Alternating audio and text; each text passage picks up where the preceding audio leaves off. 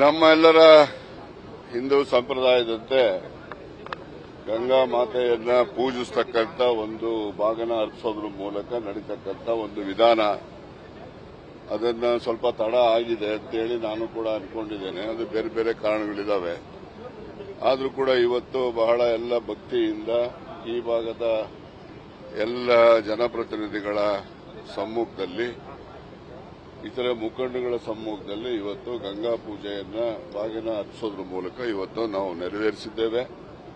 ಈ ಭಾಗದ ಎಲ್ಲ ರೈತರುಗಳು ಕೂಡ ನೆಮ್ಮದಿಯಿಂದ ಇರ್ತಕ್ಕಂಥ ವಾತಾವರಣ ಸೃಷ್ಟಿಯಾಗಲಿ ಅಂತ ಹೇಳಿ ನಾನು ಮಾತೆಯಲ್ಲಿ ಪ್ರಾರ್ಥನೆಯನ್ನು ಕೂಡ ಮಾಡಿ, ಜೊತೆಗೆ ಕುಡಿಯೋ ನೀರಿನ ವ್ಯವಸ್ಥೆಗೋಸ್ಕರ ತುಮಕೂರು ಜಿಲ್ಲೆಗೆ ಏನು ಹೆಚ್ಚು ನೀರನ್ನ ಬೇಕಿತ್ತು ಅದು ಈ ಬಾರಿ ದೊರಕುತ್ತೆ ಅಂತಕ್ಕಂಥ ವಿಶ್ವಾಸ ಇದೆ. ಅದ್ರ ಜೊತೆಯಲ್ಲಿ ಆ ಕಡೆ ನೀರು ಹೋಗ್ತದೆ ಅಂತೇಳಿ ಈ ಕಡೆನೂ ಕೂಡ ಇಲ್ಲಿನ ರೈತರ ಹಿತವನ್ನ ಮೊದಲನೇದಾಗಿ ಆದ್ಯತೆಯನ್ನು ನೀಡಿ ಆ ನಂತರ ಬೇರೆ ಕಡೆ ಇರ್ತಕ್ಕಂಥ ನೀರನ್ನ ಸಮವಾಗಿ ನಾವೆಲ್ಲ ಹಂಚತಕ್ಕಂಥ ವ್ಯವಸ್ಥೆ ನಾವು ಮಾಡ್ತೇವೆ. ಏನ್ ಸಿಎಂ ಬಗ್ಗೆ ಏನ್ರಿ, ಏನಾಗಿದೆ ಸಿಎಂಗೆ? ಅದು ಏನಾಯ್ತು?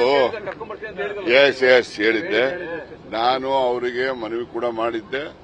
ಅವರು ಬರ್ತೀನಿ ಅಂತ ಒಪ್ಪಿದ್ರು. ಅದಕ್ಕೋಸ್ಕರ ತಡ ಆಗಿದೆ. ತಡಕ್ಕೆ ಅದೇ ಮುಖ್ಯವಾದಂತ ಕಾರಣ. ಮತ್ತೆ ಈಗೆಲ್ಲ ಈ ಒಂದು ಬೆಳಗ್ಗೆ ನೀವೇ ನೋಡ್ತಾ ಇದ್ದೀರಲ್ಲ, ಈ ಇದರಲ್ಲಿ ಅವರು ಹೆಚ್ಚು ಬೇರೆ ಬೇರೆ ಒಂದು ಕೆಲಸದಲ್ಲಿ not only political development, even the development of the state also, ಅದರಿಂದ ಆ ಕಡೆ ಹೆಚ್ಚು ಗಮನ ಹರಿಸತಕ್ಕಂತ ಅಗತ್ಯತೆ ಇರೋದ್ರಿಂದ ಅವರು ಬರ್ಲಿಕ್ಕಾಗಿಲ್ಲ. ಈ ರೀತಿಯಲ್ಲಿ ಪ್ರತಿ ವರ್ಷ ತುಂಬಬೇಕು, ಪ್ರತಿ ವರ್ಷ ತುಂಬತಕ್ಕಂಥದ್ದಾಗಬೇಕು. ಮತ್ತೆ ಎಲ್ಲ ಜನ ನೆಮ್ಮದಿಯಿಂದ ಇರುವಂತ ವಾತಾವರಣ ಭಗವಂತ ನಮಗೆ ಕೊಡಬೇಕು ಅಂತಕ್ಕಂಥ ಪ್ರಾರ್ಥನೆ. ನ್ಯೂಸ್ ಫಸ್ಟ್ ನಿರ್ಭೀತಿಯಿಂದ ನಿಮ್ಮ ಪರವಾಗಿ.